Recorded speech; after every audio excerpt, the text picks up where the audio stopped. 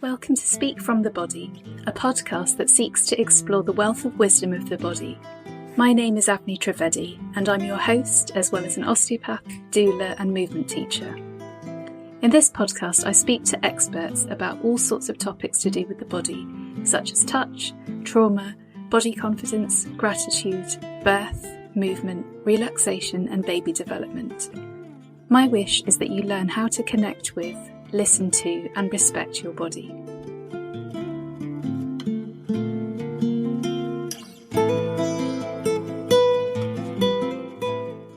Molly O'Brien is an experienced midwife. She's also been a hypnobirthing instructor, birth preparation teacher, and associate university lecturer. She's campaigned for midwife-led birth units and been a passionate student and enabler of physiological birth. Over the years, she witnessed hundreds of undisturbed physiological births working in a midwife-led unit. She attended home births as part of an integrated midwifery team in a hospital that had a high home birth rate. Working in these environments and observing a myriad of complex births, whilst working in an obstetric unit, gave her the opportunity to systematically examine midwifery skills and observations that can help resolve long, difficult labours called by malposition. The techniques and strategies that emerged from this time helped her to revolutionise her own practice. She began to regularly witness rapid progress during what would all too often be termed difficult labours. When people would say, "Molly, I see you've worked your magic again," she'd reply, "This is not magic. These techniques and skills are based in science, biomechanics, the study of human movement. Everyone working in the birth world should know this information." Molly teaches her course Biomechanics for Birth all over the world, offering gentle and effective ways of resolving malposition using interventions. This is her contribution to change the narrative in childbirth. I'd like to welcome Molly to the podcast. Hi, Molly. Hi, Avni. Lovely to have you here. Thanks for being here. I wanted to start by asking how you became interested in biomechanics, and for anyone who doesn't understand biomechanics, what that means. Well, first of all, biomechanics is a study of human movement. And at the minute, it isn't actually, it's not introduced into, applied to the childbirth arena because, because of who knows why, really. It needs to be, and it needs to be corrected. And that's what I'm on a mission to do. And why I became interested in it is because I have seen so many women and birthing people suffering from really long, difficult labours, and there is always going to be a reason for that. And my inquiring mind has always taken me to that place to question, why is that happening? And my total belief in physiological birth being a normal physiological process like any other physiological process in the body, should work really well unless there is an issue. So coming from that perspective led me to think, well, why? There is a reason. Let's look at why that is. And I started investigating that from really very early on in my career, probably, to tell you the truth, probably before I became a midwife. My first baby was back to back, and I suffered terribly. I did give birth to him vaginally. I didn't need any help. But he did come out facing up instead of facing down, which is the back to back position. And then my other births were very different. And in fact, my third birth was painless. I mean, I'm talking painless. I thought I was going to be many, many hours. I was trying to get to sleep, and pretty much within half an hour, the baby was born. So, I had been tightening throughout the day. Of course, I was aware of having contractions, but I had no idea that I was in established labour. I thought it was very early and I needed to rest. So those were very different experiences, and I needed to know, why does that happen? This is the same person giving birth. How come that happens? And that's what led me to into biomechanics, when I realised there were three main disruptors. This is how I shorten the whole thing down to three main disruptors of physiological process: is fear, And that's why I'm a hypnobirthing instructor. And we know this, and we have actually got evidence to support that, that it disrupts the neurohormonal process. And medicalization, which covers an awful lot.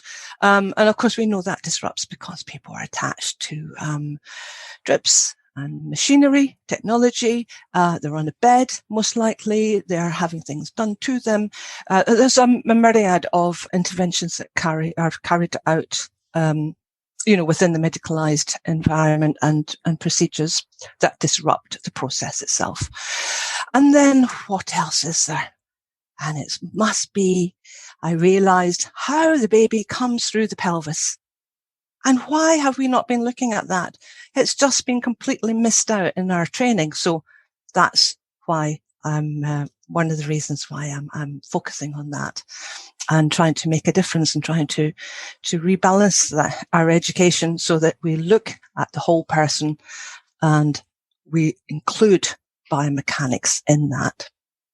How important do you think biomechanics during pregnancy is? Like, say, for example, a lot of my clients are sedentary until quite late into their pregnancy, and they're often trying to maximize maternity leave, so working right until the end of things. Exactly. So I'm often getting women onto their off the chairs and onto the ground as much as possible, walking as much as possible.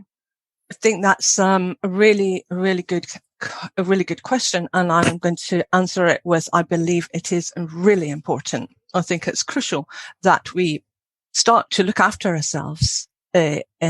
We should look after ourselves, full stop. I mean, I'm not a great person for getting out there. My husband has to drag me out the door really to go and walk, get away from the computer. But I know it's really good for me. It is really healthy to get out in the open air and to walk and to look after yourself and to stretch. And I don't think anybody can argue with that. And it's absolutely the same if you're pregnant, if not more so, because the baby's coming through that pelvis and we need it to be as balanced and healthy as possible for that to happen unhindered, or as easily and as comfortably as it can be. So I think it's really important that we look after ourselves in pregnancy, in short. Yeah. You actually hit the nail on the head as well, because look, we're in the middle of a pandemic. Sedentary lifestyles were always, getting in the decades, in the last few decades, we've been sitting a lot more. We've got computers, we've got office work. We tend to sit a lot more, and we certainly are seeing a lot more suboptimal positions, most likely because of that. And of course, in a pandemic, that's even more so. It's, it's a real issue. And I think that we're going to be finding a lot more babies are being born, or women are having babies in a suboptimal position because of the pandemic. And you mentioned the phrase a balanced pelvis. How would you describe a balanced pelvis when someone's about to have a baby? I would say one that doesn't hinder the baby is a good idea. Balanced as in no restrictions or few restrictions. Now, actually, some women and birthing people will carry their babies in the birth itself, will have their babies will be in what could be considered a suboptimal position. Now, there's a variety of perspectives on this. One is that 80% of those babies are going to rotate and get into a better position. However, it might take a long time, and then they're going to suffer perhaps a very difficult labour before that even happens. So we want to avoid that. But also something that's really important is that some women and birthing people actually carry their babies like that, and they don't have an issue. Now, if their baby is in what we could perceive to be a suboptimal position, but it doesn't cause them an issue, then it isn't an issue, and we don't have to be, doing anything with that. We just let them birth their babies because that they can do that. Now, there are not that many of them, but they can. There are some who will do that. And so we have to be very cautious about how we identify what is normal and what's balanced and all the rest of it. But it's such a complex, huge subject. I hope I'm going to make sense now. Some people will have a balanced pelvis. However, the practices in the hospital, and most people are giving birth in hospital, the practices in the hospital will hinder their process, their birth process. They will be on a bed. 83% of women and birthing people are giving birth on a bed. And that's from CQC, I think 2019. So it's really quite recent. 24% of unassisted births were in lithotomy position. That means they're lying on their backs pretty much with their legs akimbo in lithotomy pose, in leg support pose. Now, those positions are going to hinder the birth process biomechanically because they are going to restrict the movement in the pelvis. And also anti-gravity, she's going to be pushing uphill. So she may not have necessarily had an imbalance in her pelvis, but the practices that are occurring in the hospital during her birth are hindering her process. So you see what I'm trying to say there. So it's not necessarily she has an imbalance, but our practices, midwifery practices, obstetric practices can hinder that process. It's like saying to, it's like having a three-legged race, you know. So there's two children, they've both got two legs, but you tie them together, you know, when they're going to have difficulty. But they still have all the equipment, but they've been tied and restricted. And that's what I'm saying. But also, of course, imbalance well, we are all pretty much probably imbalanced because we live our lives, we're born, and then we go through our lives and we take falls and knocks and accidents and things happen to us, physically that can, cause imbalance. And I think it's absolutely fascinating because what we don't do, and this is what I really want to put over to lots of people, is that we don't actually connect the idea that if you break your ankle or you have an ankle injury, that can impact on your pelvis. And therefore, if you're pregnant or you're thinking about getting pregnant, going to see an expert therapist, like an osteopath. And of course, you will understand that, Avni, as an osteopath, and a chiropractor and a physiotherapist. They should be attending those experts to maintain the health of their, and correct any imbalance before they even get into pregnancy or within the pregnancy before they get into the birth room. Yeah, and what you were saying about even if their pelvis is okay, the environment isn't always conducive. It's exactly. So, like when I'm doulaing, that's always a challenge for me that I'm walking into an environment where I'm not part of the staff. So it always feels like the idea of potentially moving the bed out of the centre of the room, things like that always feel like that's just not acceptable in an overward, that there's a certain, you know, the hierarchy and all of that. Very interesting point, and a very important point that you've made there, because if we as birthing people and their doulas and midwives too, because midwives feel like this too, if we cannot feel comfortable about shifting a piece of furniture in that environment, then that is saying an awful lot about that environment, isn't it? And so that's a challenge in itself. So how do we do that? I think, well, there's lots of ways we can do it. But a simple way, I think, is to, inform the birthing people and the women that they are in control.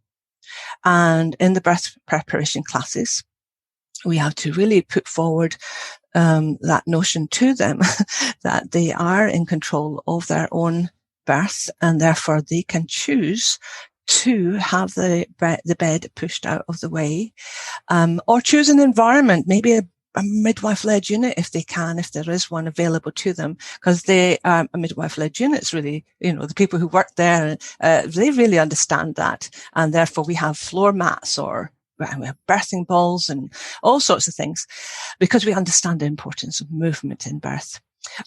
In the obstetric unit, of course, that's much more difficult. And if you put it in your birthing plan and say, I don't want to focus on the bed. I don't mind a bed being there. I think we're all happy to have a bed around because we like to rest on a bed too. But I don't want it to dominate the room. I would like it to be pushed. Now, that can start the conversation. At least we can start to do that. And I think actually that should be in everybody's birth plan.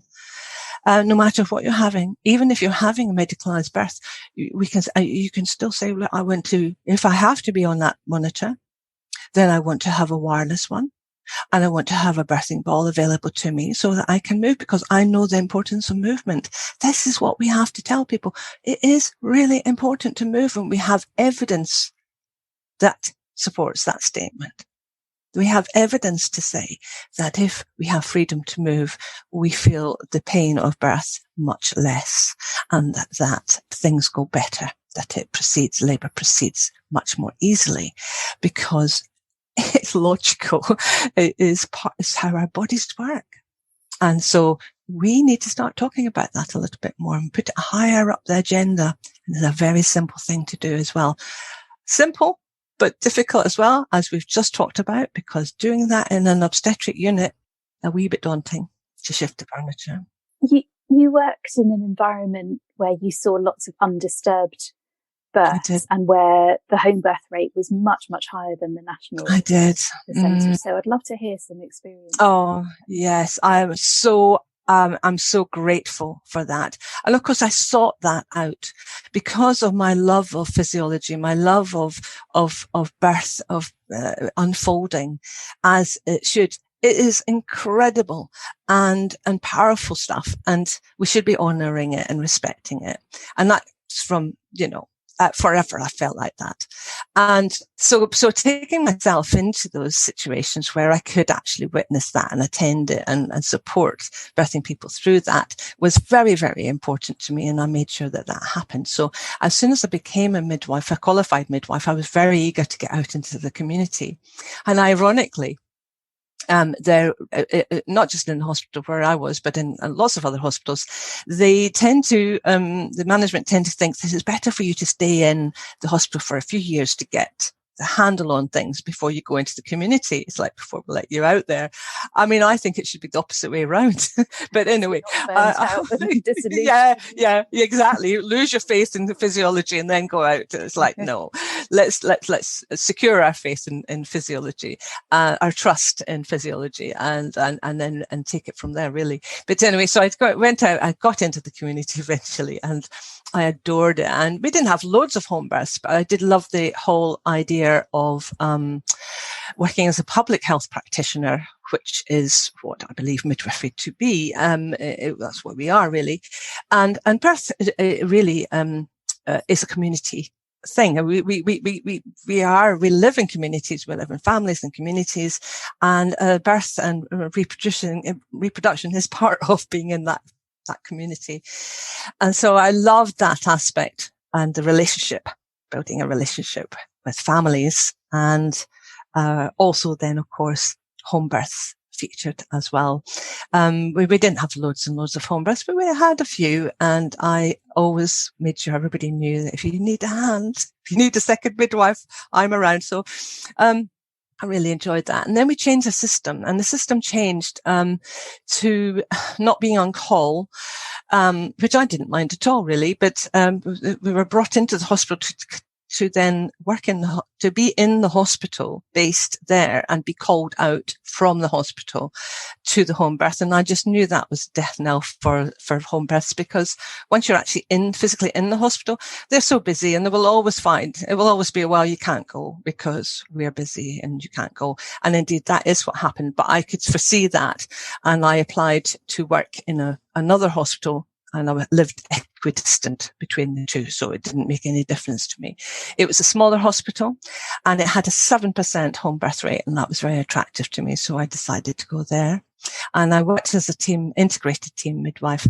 I actually thought it was going to be like a case loading team. You follow your women and birthing person through the system. It wasn't quite like that, although I did do some of that, and I really appreciated that. But it did give me access to a huge amount of home births. I mean, hundreds. And as a being on call maybe 6 or 7 times a month. And then, A month, you know, did you say? yeah, Wow. yes. And then, attending, not only the ones where I might get called out to, but, as a second midwife to other births. So, yes, it was a lot of births. And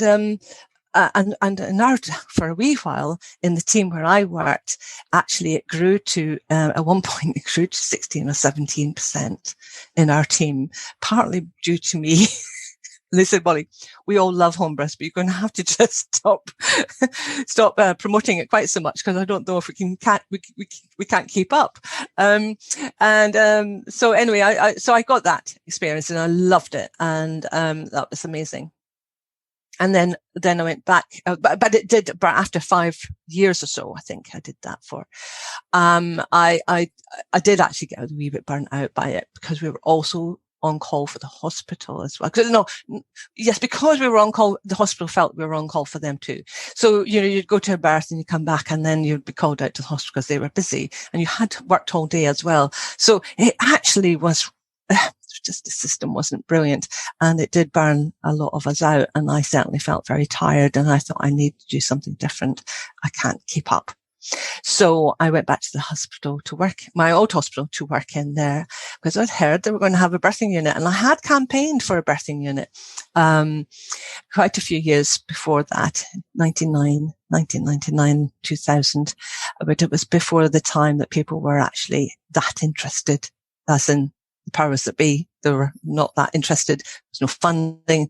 People weren't talking about it. So it didn't happen at that time, but here it was happening now. So I was like, oh, this is exciting. And, I went back, and I worked in that newly opened birthing unit there. And it was just wonderful, because it was an environment that supported physiology. And that's what you need, isn't it? You want to have that. If you can't have your home birth, then go to the hospital. That's where you feel safest. But then let's replicate as much as we can that feeling of safety and security that you have, and comfort that you have in the home. But of course, it was just a part of a ward that was refashioned. So it still had the trappings of the hospital around it, but somehow we just managed to bring that atmosphere of, this is your room. You are in control. You can move around as you wish. And here's a pool in the corner here to get into if you want to use the water. And a lot of people did. And there's a mat on the floor, actually a little floor mattress, which I have to tell you that some women were not awfully keen on. They were like, where's the bed? We actually had to get a bed because so many people in the first few years were saying, well, we want a bed. So we had a bed. Actually, which was okay. It was an all singing, all dancing bed that, you could change into a chair and do all sorts of things, which we played around with. But, a lot of births. We had 3 birth pools, which is really, really good to have, that many pools, in quite a small unit. We had, we could take 3 or 4 people at a time. And so pretty much everybody had the chance of using a pool. And we had my personal, stats showed that I had over 50% of people who were having a pool birth. Well over 50% actually. And I think generally for everybody else, it was similar. So all that experience of protecting the space, and we had one room. I'm going to just say we had one room that didn't actually have windows. So you had a room, with windows and a bed or a mattress and a bathroom and a shower and all the rest of it. And then just next to it, pretty much across the corridor within the wee unit, was another room that had a pool in it, and that you could have both rooms. So you could use a pool. And when we took people across to get into the pool from their room with the windows and everything, they would walk into this room and it was magical. And they say, oh, it's like a spa. It's so lovely. There was no windows, so it was very dark, but we had twinkly lights, and the pool would be full with the water reflecting from the walls with pool light in it and music. And it was absolutely gorgeous. And we loved it. It was like a cave, to a modern style cave with twinkly lights and warm and cozy and oxytocin enhancing, which is exactly what you want. And so, that was one of our favorite rooms. Many of us loved that room, as did the women who used it as well. And so obviously in that environment that was helping with oxytocin, and so reducing that sense of fear that you talked about that can block. Exactly. What other things in that type of environment or with that type of philosophy make a difference if there's an issue with a baby being in a suboptimal position? Yeah. Well, and this is again, very, very much part of my course that I teach, and very much part of the philosophy that I'm trying to transmit to everybody. When I talk about this is the key, is that if for many, now not all, but for many birthing people who are having difficulty with the position of the baby or restrictions in their pelvis, if given an environment where they feel confident and they trust in their own selves, they will move instinctively and can release and move the baby themselves, because they will listen to their bodies and they can move and they can just say, oh, I just need to but they don't even think about it. So it's completely unconscious. And you can witness that when you see them, and they're stretching and just pushing their leg a little bit more, and then, or maybe just lifting their leg up or wiggling their bottom. I mean, for example, most, people giving birth in those environments, home birth, midwife-led units, and sometimes in an obstetric unit, if you have somebody who's feeling confident in their own selves and have a supportive, attendant, then they will take up the instinctive birthing position, which will be an upright position, leaning forward with the sacrum free. And that's the majority who will do that. And that's wonderful. But if they've got a suboptimal position or a restriction and are having some difficulty listening to their own bodies and actually understanding how they need to move themselves is the ultimate solution, I believe. And I would always put that before any positions that I can offer. Now, I do offer, help in certain pelvic releasing, muscle releasing, techniques and positions if it's necessary. So you don't jump in with that. What we don't want to do is start to replace, a medical paradigm, which is quite prescriptive, with another one that is quite prescriptive. So it's not like, oh, well, this is what we always have to do. No, we don't. We the first and foremost is freedom of movement, trust in the process, and hopefully the women and birthing people will also have that trust themselves, because that's also part of it. If they don't understand their bodies. And in fact, we've just mentioned, we've talked about the pandemic and how people are sitting a lot more. Now we're on computers, we're on our laptops, we're on our phones, and we're not necessarily connecting with our bodies. And that's another problem that we have, which is going to impact on how we give birth, because, if we're not understanding and feeling what our body, paying attention to our bodies, then in the birthing room, that's probably going to happen as well. So those instinctive, birthing positions and movements during the birth process might not happen so easily because we've cut ourselves off from that. So it's a double whammy. Yeah. I've noticed that women who are doing, or women and birthing people who are doing a lot of, say, pregnancy yoga, they get used to certain movements or positions that they feel comfortable in, and then they often adopt those positions in labour. So I often say, notice like what makes you feel good, because then that's hardwired in your body. So when it comes to birth, it's not just completely, figuring it out for the first time. Very, very good. Absolutely. I think that's a very good point. And I also think that, and this is what I do when I teach the women, I teach parent education classes about biomechanics. I think that if people understand how their bodies actually work, how their pelvis works, if they actually honour and respect the complexity of this magnificent architectural structure that's in our bodies, because a lot of us don't know that. We're not taught it. We're not even taught it in school. Then we would respect that a bit more and understand, oh, right. So it's not just a bone and with whatever. Well, that's all we see, isn't it? We think of a pelvis. I was going to pick up my pelvis there. I've got it right next to me there. And show you. And then we think that's it. That is it. But it's not. It has so many layers. It's got fascia, connective tissues, ligaments, muscles going through it, along it, underneath it, and upwards, downwards. And it's amazing. So actually, if we understand that straight off and if we start to view it differently, then I think that will help. I think that will help change, and people will realize and understand that, oh, my tailbone, my sacrum can move if I do this, and I can feel that doing that. So we start to practice that and work with that in their pregnancy, understanding that when they move, their pelvis moves and opens and changes dimensions, then that will be helpful in promoting that instinctive connection. I hope, anyway.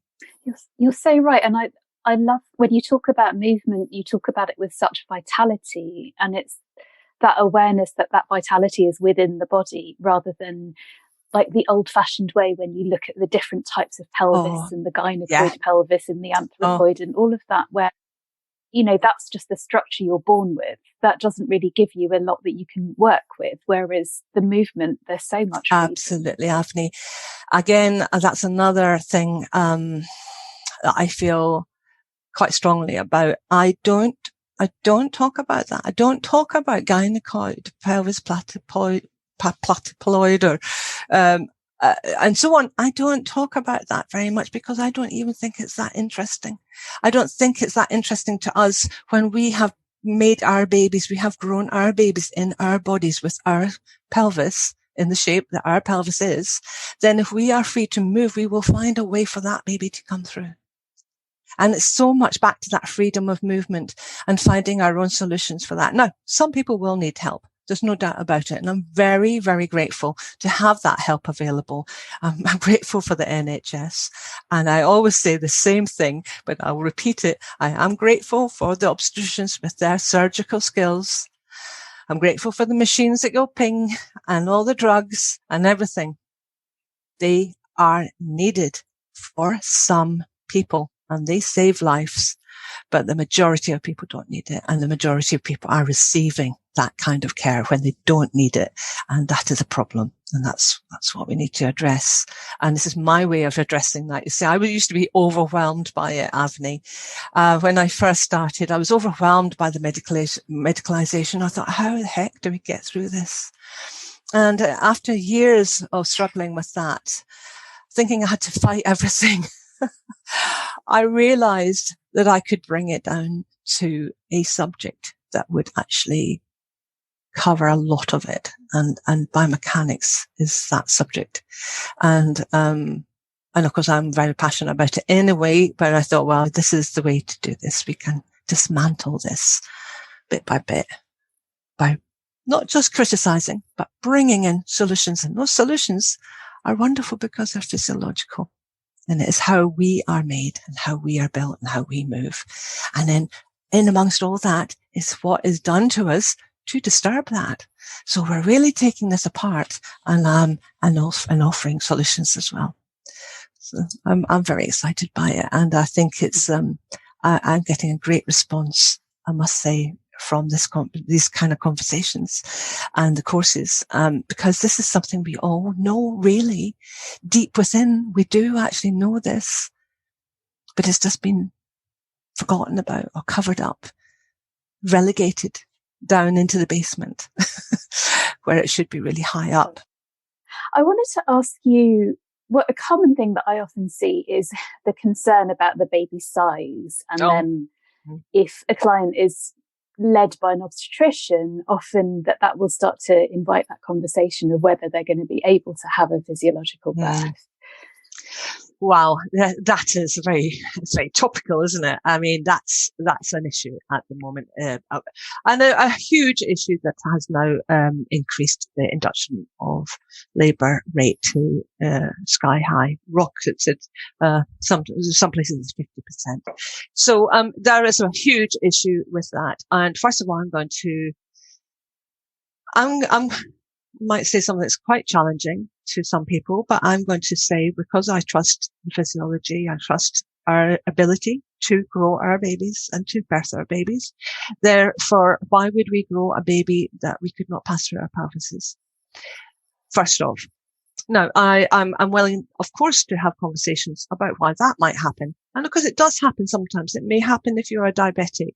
And you may well grow a baby that is too big to pass through your pelvis. So yes, of course, there's going to be medical conditions that might make, increase that chance of happening. But generally, if you're fit and healthy, why would you grow a baby that you could not pass through your pelvis? It's again another insult to women. This is why it's actually a feminist issue. Birth is a feminist issue, because the language that said we've failed to progress. We've grown our babies too big, our pelvises are too small, when actually what it is that we have is more a failure to understand. So we have failed to understand how birth works in a biomechanical aspect, and many aspects actually, but today we're talking about the biomechanics. And I think it's dreadful. And of course it's frightening to women to hear this conversation by somebody that they are trusting and who is highly qualified, like a obstetrician, who's then suggesting that she may not be able to birth her baby. So that is a very difficult situation. I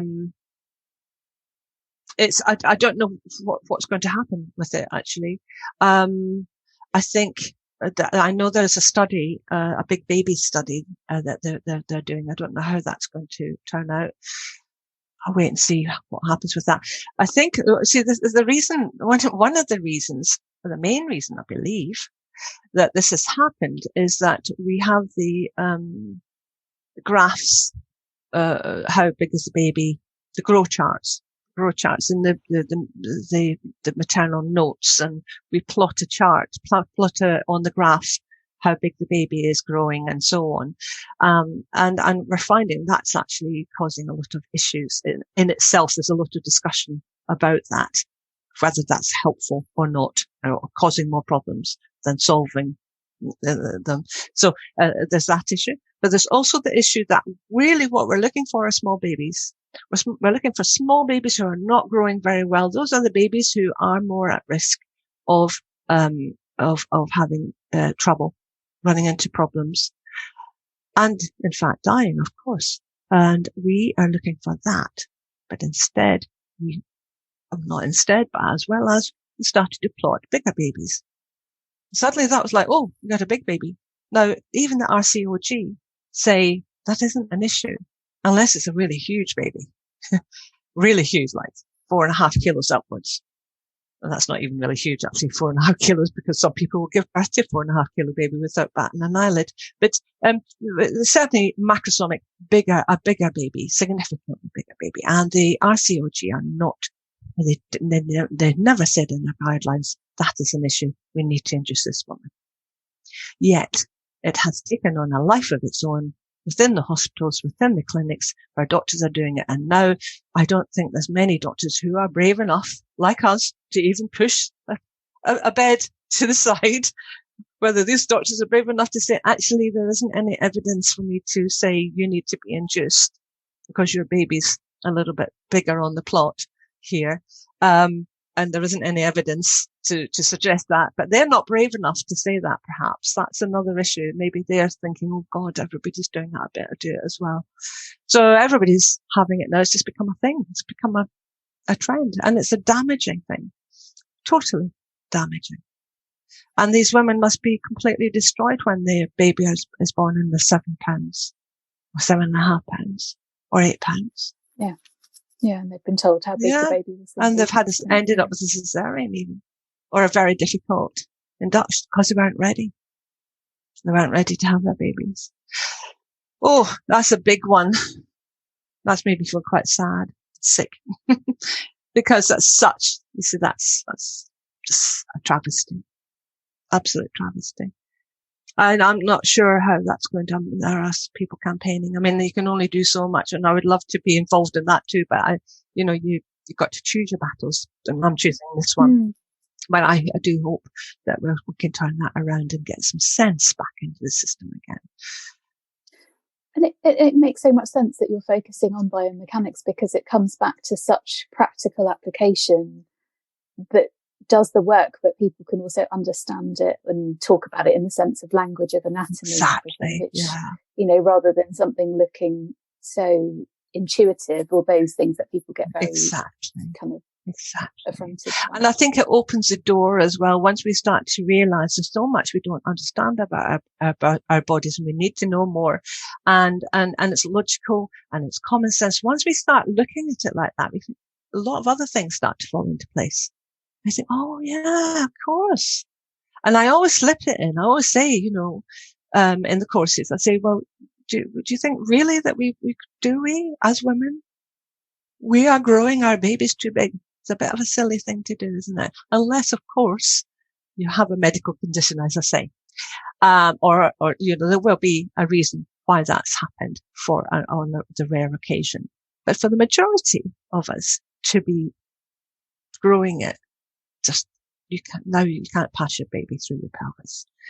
Much more likely that it's back to those hindering practices in the hospital where the majority of births take place, on the bed, in lithotomy, and so on and so forth, that will hinder that bigger baby, which, left to her own devices, she may well have found super positions to help that baby come through, but now has been hindered. And so that 9.5 pound baby that had to be helped out with forceps, she was told, oh yeah, or by cesarean, you'd never have given birth to that baby. Oh well, yes, you would have actually, if she had been left to her own devices and unhindered. And that is actually, then backed up by subsequent births. And we hear these stories and we read these stories, and there is evidence there to say that these people who have been told you'd never have given birth to that baby, you had to have a cesarean, give birth to bigger babies the next time vaginally. So proving that absolutely that wasn't the case.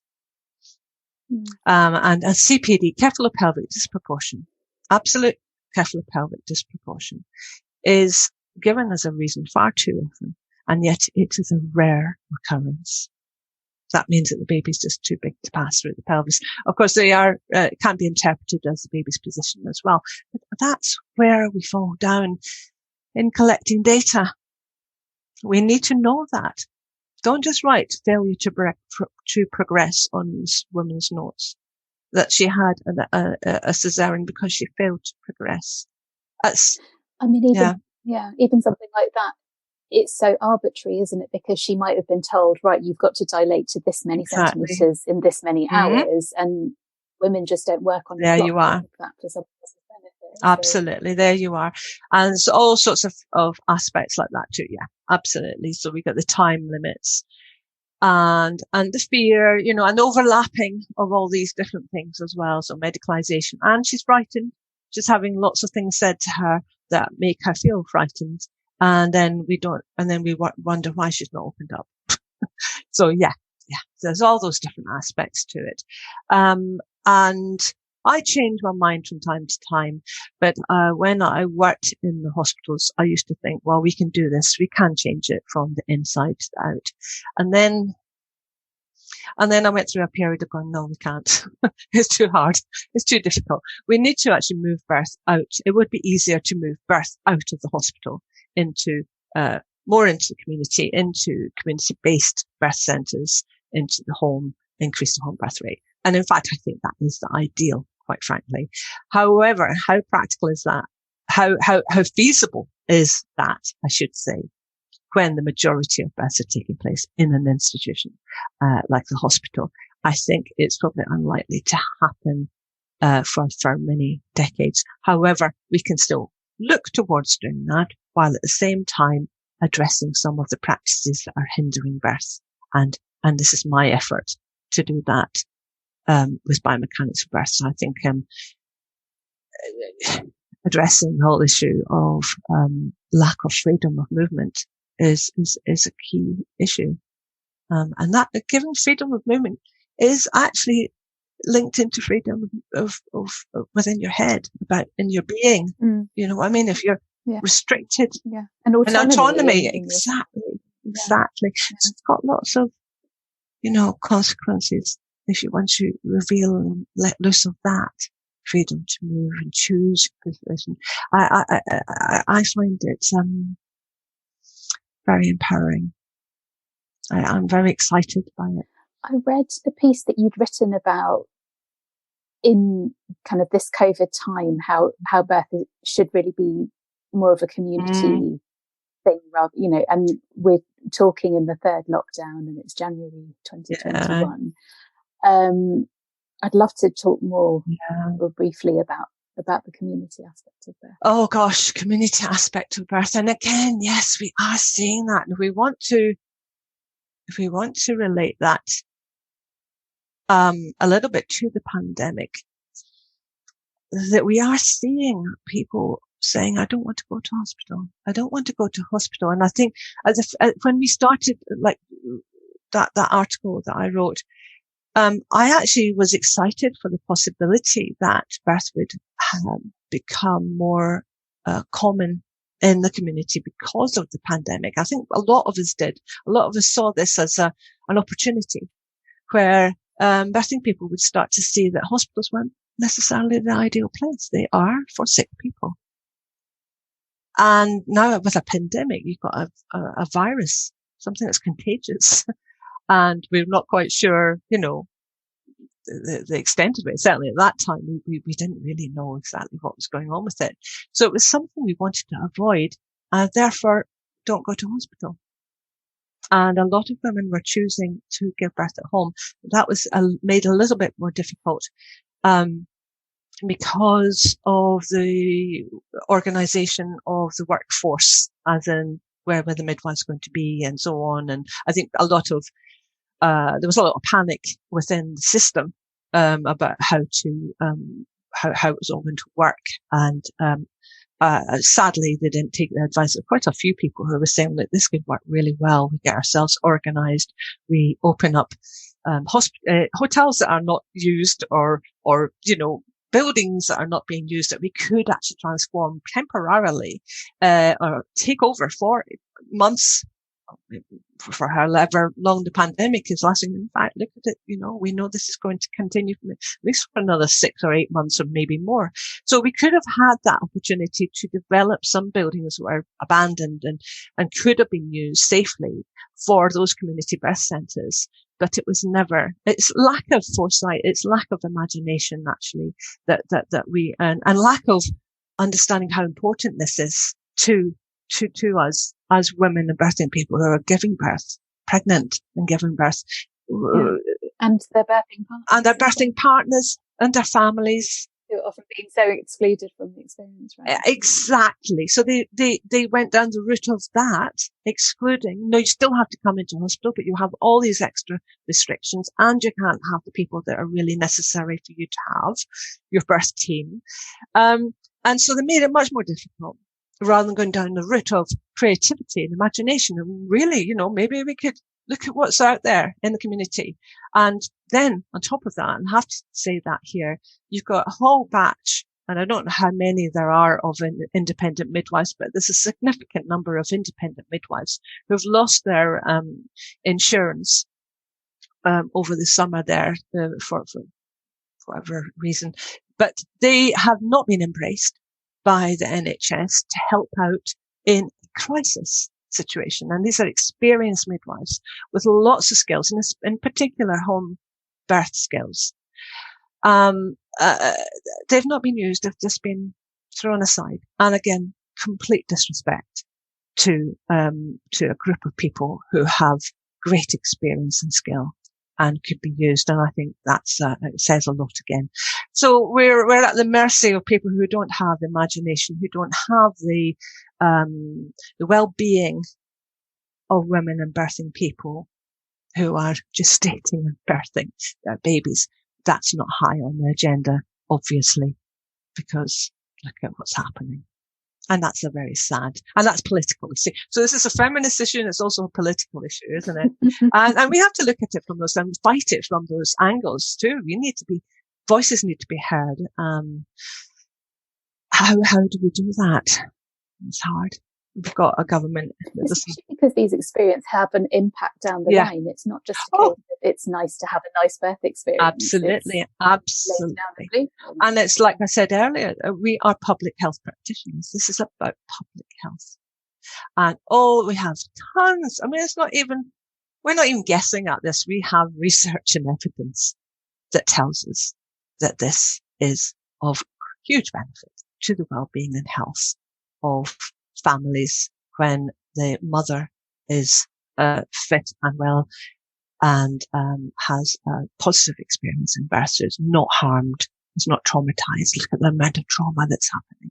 The statistics are just so distressing.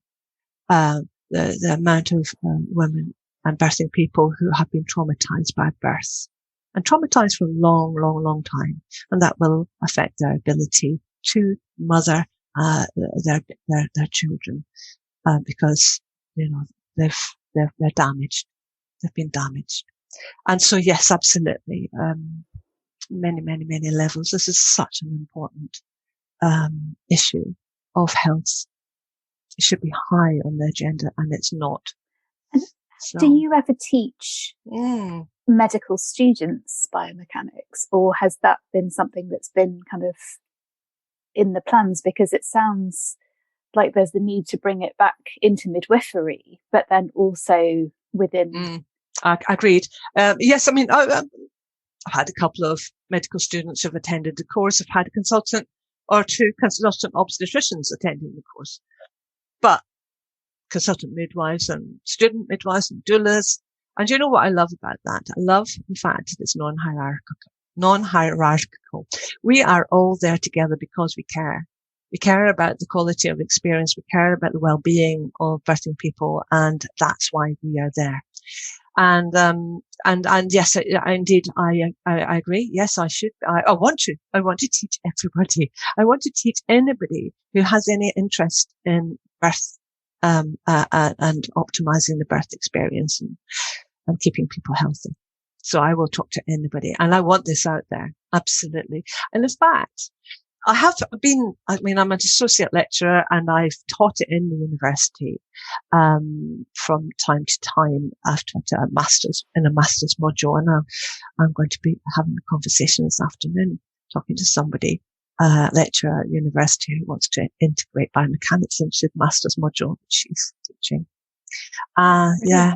And then somebody else is talking to me about integrating it into the training of midwives. So we're talking about it. It's not there yet, but we are talking about it. And the more people who do my course or listen to me talking or have their own idea about it. It's not just me. I mean, I'm being very vocal about it, and I've studied it for a long time, and I'm shouting it from the rooftops. So I'm happy to be heard. I want to be heard. Then those people who are interested in this subject and get it and understand it need to also be, campaigning for this too. We all need the gap in our knowledge to be filled, because that gap in our knowledge is causing harm. Yeah, because when you talk about it, it seems so much more tangible than when I've done trainings when we're talking about oxytocin and the impact of someone's voice and things like that, when it's just so different from what is done in a hospital setting, and when people don't always know the impact that their voice or their pace of walking even has on a woman who's labouring. Whereas when you bring it back to the nuts and bolts of anatomy and physiology, exactly. Hands-on. Absolutely. I agree. And, people say, well, what about the evidence? Well, There's your evidence. There's your evidence. Look at it. Look at the anatomy and physiology, and look at what's being missed out. And that's, to me, the important thing. Everything else will fall into place after that. Let's go right down to that nitty-gritty. Look at what that baby is passing through. Can you imagine what the baby's passing through and how your body works? It's fascinating. I mean, I'm really excited by it.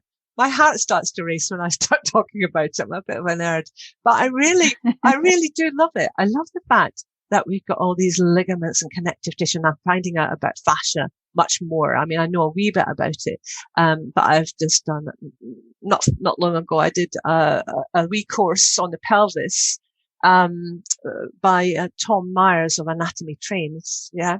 And that's wonderful. You know, I'm just getting all this information and reveling in it, and reveling in the beauty and magic of our own bodies. And people say the techniques and positions work like magic. And in fact, they do work like magic, as in they work so quickly you would think, what the heck happened there? That's amazing. But in fact, it is a magic of our own physiology and our own anatomy. And I don't really, this is something that was said to me very early on when I started using techniques a little bit more and having great results, sometimes immediate results. You know, people stuck at maybe, for example, 7 centimeters and really struggling. And then I'm asked to go into the room with permission, of course, from the birthing person. And I do a few of these positions, and maybe within half an hour or 45 minutes, that baby's born. And that's quite startling, or even sooner, quite frankly. And people say, whoa, you know, Molly, when you're doing a bit of your woo, a bit of your magic. And I used to laugh a wee bit because I thought, oh, that's quite funny. But then I thought, no. We don't want to be talking about it like that. We don't want to put it into the realm of mysticism. This is not mysticism. We should be rejoicing in the fact that our bodies are incredible. This is anatomy and physiology.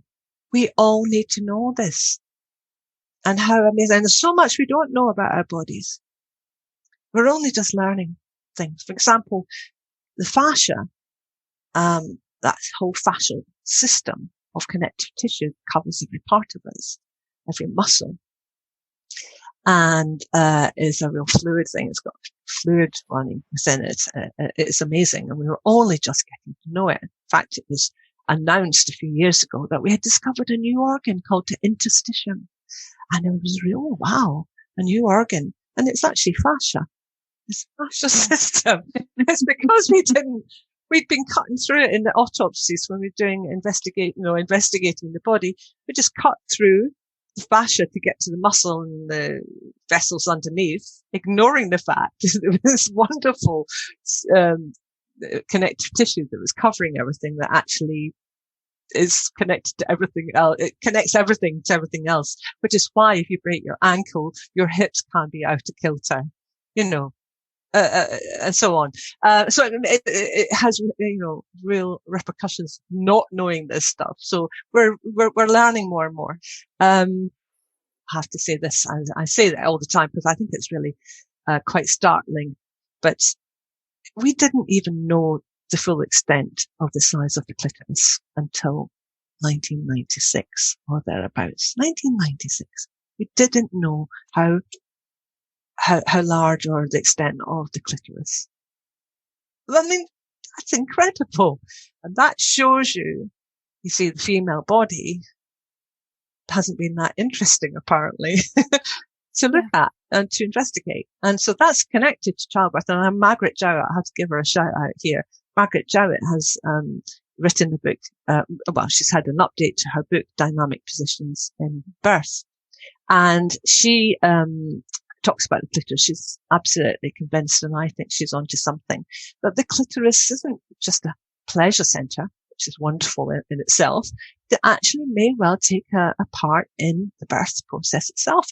Makes sense that it might do that. I mean, it is up behind the pubis, and then it, you know, arches downwards, and it's got all the nerves and the stimulant, and the baby's head passes right next to it.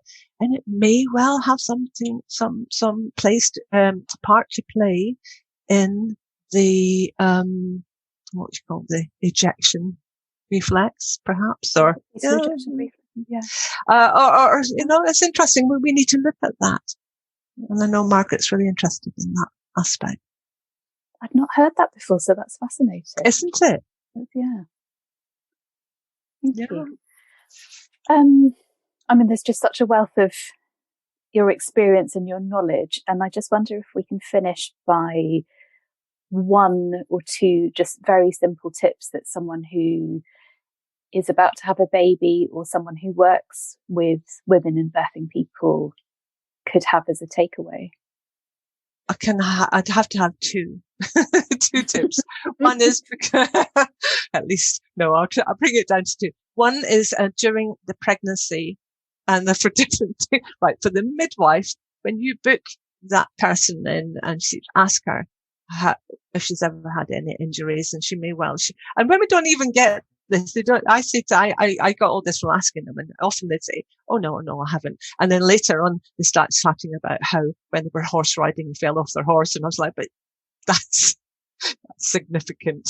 But when I asked them if they had any injuries, they didn't see that as an injury. But asking if there was any injuries, any pelvic imbalances, any falls, and helping that person to understand that would be really useful if they could optimize their health, their pelvic health, and see a therapist. It's hard to do in the pandemic, of course, but just to move around and not be sitting on their bums in pregnancy. For both midwives to encourage birthing people to do that, pregnant people, and for pregnant people to say, yeah, I need to get up, move, walk every day, walk every single day. Even in the rain, get your raincoat on and go and do that walk. That in itself will help you immensely. And in the birthing, that's my second point, is freedom to move. Believe in yourself. Listen to your own body. What is it? Because, I remember some people being upright. I'm encouraging them. I'm not encouraging them necessarily. They're getting into an upright position. Or if they're not sure of what to do, I might encourage them to do that, but they don't know where to put themselves. And I might say, well, why don't you try this position? But not to be prescriptive, because I've seen some people say, I can't be like this, and they chuck themselves around and lie on their back, and then the baby's born. So that would be right for them. So I want them to listen to their bodies, and if they feel that a position is right for them, then they use that position and demand that they have the right to move during their birth. They have to demand that. And it's a disgrace that we have to talk in that way. Demand the right to move in birth. Wow. That says a lot, doesn't it? And you have to demand that right. Yeah. Thank you so much for all your enthusiasm and your knowledge. I've really enjoyed talking to you today. Oh, thank you for the opportunity, Avni. And I would love to talk to you about, as an osteopath one day, maybe on the Facebook page, we might talk about that. Share your experiences too, and your snippets of wonderful information for birthing people. I hope you've enjoyed this episode. Just to let you know, there are now over 80 episodes of Speak from the Body. From next month, there will be 2 episodes a month instead of 4. I'm aware that there's just so much content out there, and it can be overwhelming to keep on top of it all. I hope you enjoy having more space to breathe, and I have some great guests to bring you in the next few months. Thanks for listening to this episode. If you've enjoyed it, please send me a comment on Twitter or Instagram @AvniTouch. Subscribe to Speak from the Body on iTunes or wherever you listen to your podcasts. Go to avnihitouch.com/podcast to get the show notes. And finally, please head over to iTunes to subscribe, rate, and leave a review. It's very much appreciated. Thank you.